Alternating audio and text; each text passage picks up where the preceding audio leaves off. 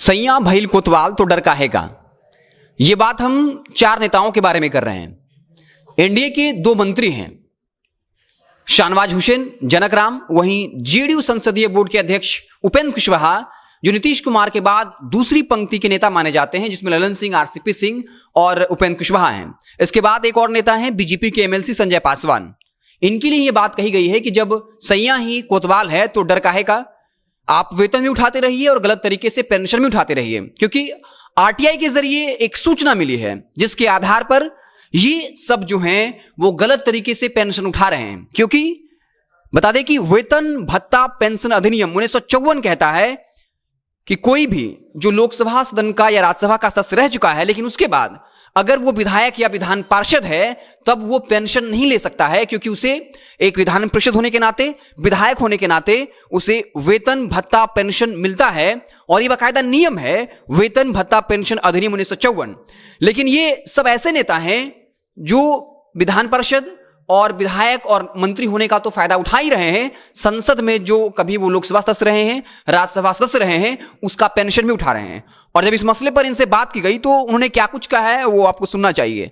शाहनवाज हुसैन ने कहा कि हमने 21 जनवरी 2021 को ही सूचना दे दी थी।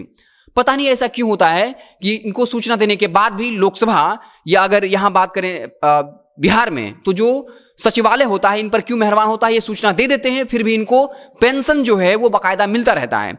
उसके बाद जनक राम ने कहा कि उनको नियम पता ही नहीं है कि ये गलत बात है, और लेकिन उन्हें पेंशन लेने से इंकार कर दिया, कहा कि उन्होंने पेंशन निकाला नहीं है। ये भी वही बात, अगर कोई मंत्री अगर पेंशन निकाले तो फिर काहे का वो मंत्री, क्योंकि आपको बता दें कि जो दरोगा होता है, एसपी होता है, जब उसके यहाँ छापेमारी होती है, हमने खबरें भी की हैं, जहां वो सैलरी अकाउंट को टच भी नहीं करता, तो फिर ये मंत्री ठहरे। इन्होंने कहा कि इन्होंने पेंशन निकाला नहीं है, लेकिन इनको नियम पता नहीं था, लेकिन पेंशन आ रहा है इनको पता है। संजय पासवान ने स्वीकार कर लिया कि इनको संसद से पेंशन भी मिल रहा है, रिटायर्ड प्रोफेसर वाला पेंशन भी मिल रहा है, अच्छी बात है, इन्होंने स्वीकार कर ली। उपेंद्र कुशवाहा ने कहा कि एमएलसी बनते ही लोकसभा को सूचना दे दी थी। यानी उपेंद्र कुशवाहा, शाहनवाज हुसैन कह रहे हैं कि बाकायदा इन्होंने लोकसभा को सूचना दे दी थी, लेकिन फिर भी लोकसभा लगातार इनके अकाउंट में पेंशन जो है वो दे रहा है, इनको पता नहीं है। इससे पहले भी एक खबर आई थी जहां बीजेपी के कोटे से पूर्व केंद्रीय मंत्री रविशंकर प्रसाद कि माता के देहांत के बाद भी उनको पेंशन मिलने की खबर आई थी। नितिन नवीन को लेकर ऐसी खबर आई थी कि उनके माता के निधन के बाद भी उनको पेंशन मिल रहा था। ये सारी सूचनाएं जो हैं वो आरटीआई के जरिए आई हैं।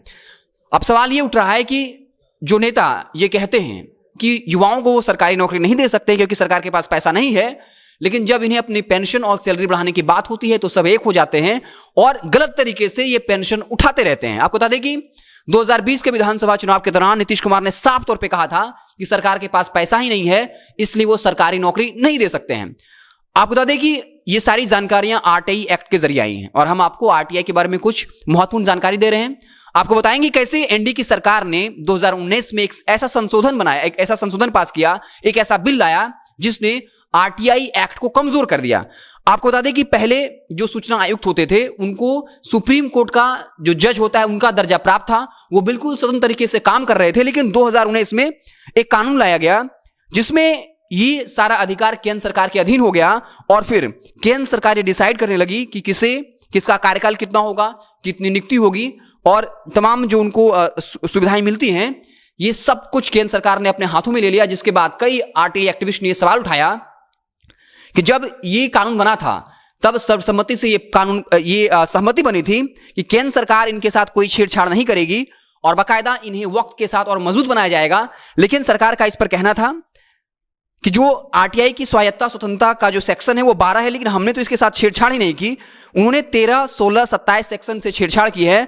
इसमें नियुक्ति, कार्यकाल और जो सुप्रीम कोर्ट जज का दर्जा था वो इसके अंतर्गत आता है। मतलब साफ है कि अगर आप जो सूचना आयुक्त होते हैं उनके कार्यकाल को आप अगर डिसाइड करेंगे, उनकी नियुक्ति को आप डिसाइड करेंगे, उनका दर्जा क्या होगा इसको आप डिसाइड करेंगे, तो स्वाभाविक तौर पे कोई भी सूचना आयुक्त सही तरीके से सूचना नहीं दे पाएगा। क्योंकि बता दें कि 90% मामले में सूचना आयुक्त सरकार से ही सूचना निकलवाते हैं, इसलिए इनके सुप्रीम कोर्ट के जज का दर्जा छीन लिया गया ताकि ये उस अधिकार से सूचना ना निकल पाए। सरकार जो सूचना देना चाहे वो देगी, जो ना देना चाहे वो नहीं देगी। क्योंकि जब उनके पास सुप्रीम कोर्ट के जज का दर्जा था तब इनके पास ये अधिकार था, ये सक्षम थे कि सरकार से ये सूचना निकलवा सकते थे, लेकिन 2019 में जो कानून बनाया गया उसके जरिए आरटीआई को कहीं ना कहीं कमजोर किया गया है। तो साफ तौर पे जो आरटीआई के जरिए खबरें आई हैं वो चौंकाने वाली है, जहां सरकार ये कहती है कि उनके पास पैसा नहीं है। और हाल ही में जब संजय जायसवाल जहरीली शराब पीने से एक शख्स की मौत हुई थी, उसके परिजन से मिलने गए थे तो उनको 5,000 रुपए दिया था, और उसके बाद वहां लोग काफी गुस्से में आए और उन्हें उल्टे पांव भागना पड़ा। तो साफ तौर पे जब पॉलिटिकल पार्टियों को अपना कार्यालय बनाना होता है, तब ये लाखों करोड़ों खर्च कर देते हैं, एडवर्टीजमेंट पे करोड़ों हजारों करोड़ खर्च करते हैं, लेकिन जब किसी को मुआवजा देने की बारी आती है तब उनके पास 5,000 रुपए होता है। और एक बड़ी खबर जो निकल कर ही आई है कि मंत्री शाहनवाज हुसैन, इसके अलावा Janak Ram, BJP MLC Sanjay Paswan, JDU संसदीय बोर्ड के अध्यक्ष उपेंद्र कुशवाहा पर यह आरोप है कि इन्होंने वेतन भत्ता पेंशन अधिनियम 1954 का उल्लंघन किया है, क्योंकि जो भी बिहार विधानमंडल या किसी राज्य के विधानमंडल का सदस्य होता है वो संसद के सदस्य के तौर पर पेंशन नहीं ले सकता है, लेकिन ये लोग कहीं ना कहीं जाने या अनजाने गैरकानूनी तरीके से पेंशन ले रहे थे। तो एक बड़ी खबर थी, आप देखते रहें जनता जंक्शन। जैसे ही कोई और बड़ी खबर आएगी तो उससे हम आपको इत्तला करेंगे। बहुत बहुत धन्यवाद।